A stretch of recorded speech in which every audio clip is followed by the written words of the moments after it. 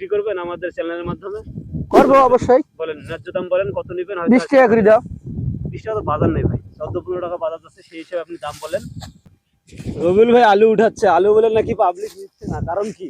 Public নিচ্ছে না, হ্যাঁ স্টিক আলু। হ্যাঁ ভাই, আলু তো খারাপ হয়েছে কেন ভাই? কেমন আছেন? আছি ভালো, আল্লাহর রহমত। আলুর অবস্থা কি বলেন তো? আলুর অবস্থা খুব ভালো ভাই।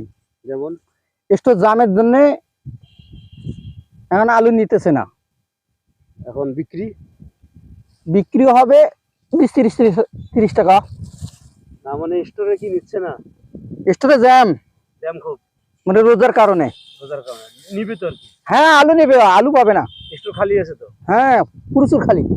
তা আপনার লোকজন কই, আপনি একাই আলু উঠাচ্ছেন? ও মানে মরিচ বাড়ি ওষুধ দিবে আসছি তো, মানে দেখি ট্রাই করি আলুটা কেমন আছে। কেমন আছে? আলু তো ভালো আছে।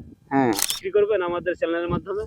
করবো অবশ্যই। বলেন, ন্যায্য দাম বলেন, কত নেবেন? 20 টাকা করে দাও। 20 টাকা তো বাজার নেই ভাই, 14-15 টাকা বাজার আছে, সেই হিসেবে আপনি দাম বলেন। হ্যাঁ, আপনার আলু বিক্রি হবে আজকে ইনশাল্লাহ, আলু নিয়ে কোনো টেনশন করতে হবে না, আলু চোখকে বাঁচাইতে হবে। বলেন আপনি দাম কত চাচ্ছেন?